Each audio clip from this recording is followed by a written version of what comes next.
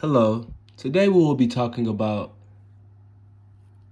an airline that flies planes, and they're from Louisiana.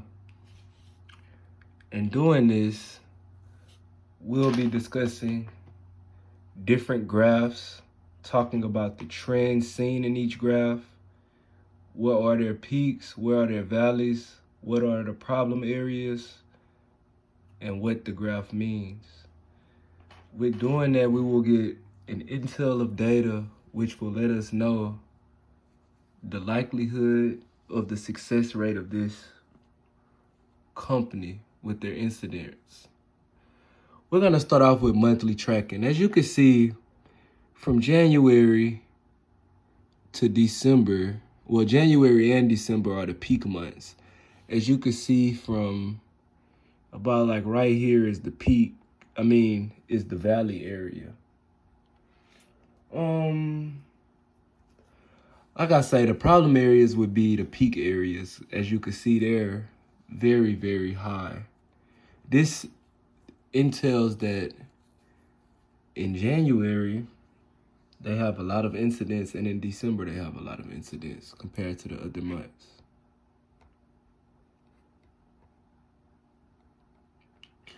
These are your recordables, first aids, and near misses. As you can see, January and December again are your big ones, and July is your smaller one at the end right here. And I think this is kind of funny because July being not having nearly no near misses in this time period is pretty impressive from looking at the statistics. You could say that the valleys are around there. Next, we'll be discussing group member versus non-group member. Okay. There are 287 group members. No, 287 non-group members and only 13 group members. As you can see, that's a big old disparity in the numbers.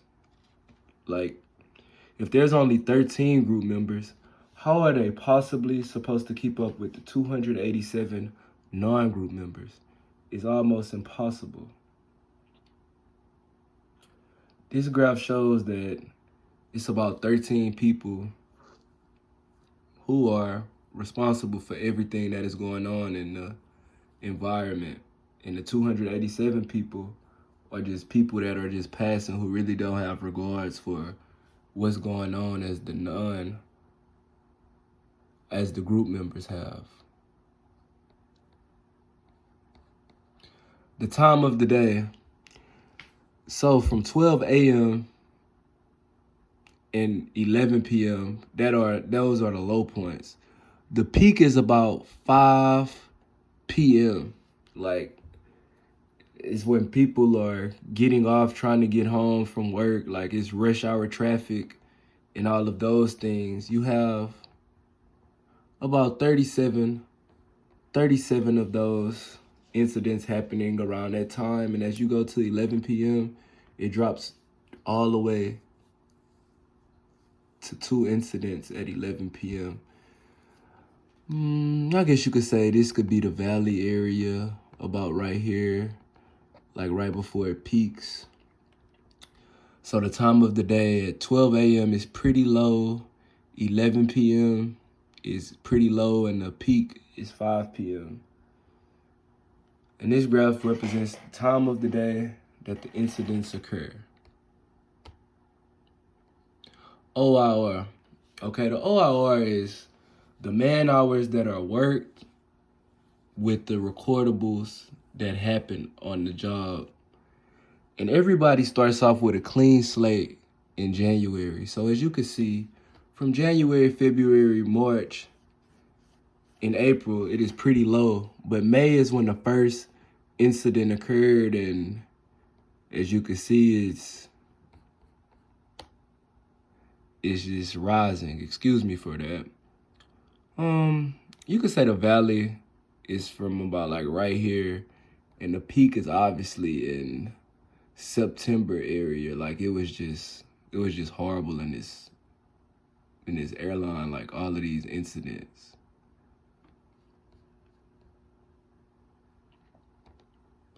Top 5 near misses.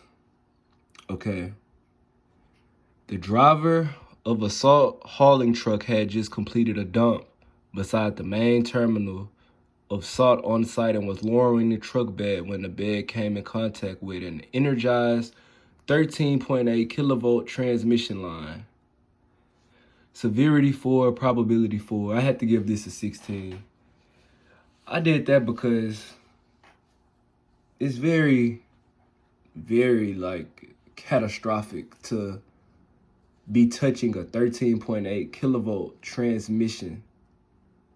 And this is very probable if you don't know the landscape of your area, the schematics of where you are. So I had to give this one a 16. Touching a 13.8 kilovolt transmission can easily kill you. Like, you really need professionals to be doing that. Here's another one. The truck served as an electrical ground, blowing one tire and scorching two others, causing a small grass fire. The driver was aware of the transmission line, but guessed incorrectly that he had enough clearance to lower the truck bed. His escort had not been trained as a spotter. It was an emergency weather situation. Although the escort expressed concern over the clearances, he did not stop the operation. The driver and escort were fortunate not to have been injured or killed.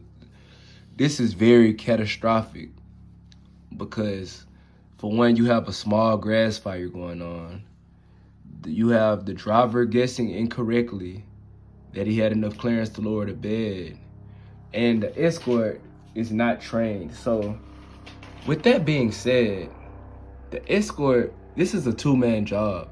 And this is very probable because new people come on the job all the time. They don't really go through the training sometimes. And if they do go through the training, you need productivity so bad that the training really isn't enforced. So you have people coming out here inexperienced.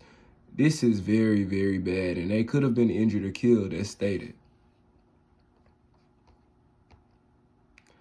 A maintenance employee tries to remove debris from the blade of a riding lawnmower without ensuring they have disconnected it from the power source. This is very, very, very dangerous. You have debris that is in a bladed riding lawnmower. Those blades could easily sever you easily. And it's very probable that he didn't ensure that it is disconnected because he's just trying to get to work. He's just trying to get the job done so he can get on his riding more. But one thing goes wrong, he could easily lose a limb. While digging up old plumbing in the airport, an employee was in the hole shoveling mud, and the operator did not see him in the hole. He was digging and swinging a bucket so close to his head, the employee felt the air from it. Next time, they hope to have more communication and attention between operator and apprentice. This is just similar to the other situation. You have someone in the hole shoveling. From how it looked, he did not notify no one he was in the hole. The operator didn't see him, and the bucket just missed his head, like decapitation, laceration, like missing limb. Like, this could have been a major, major, major fatality.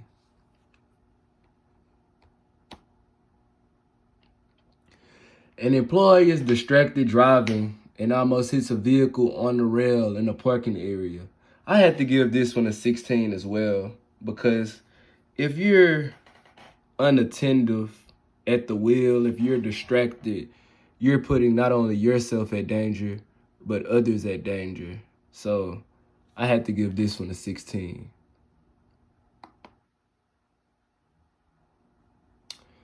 This is my hierograph. As you can see, for chemicals,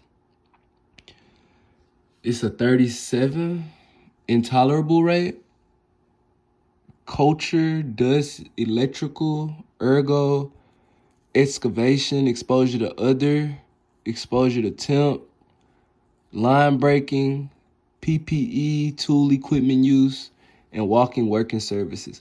All of these have more intolerable than negligible and tolerable. So this just lets you know across the board that it's a lot of danger going on within this workplace. My 5 whys are who? The non-group members.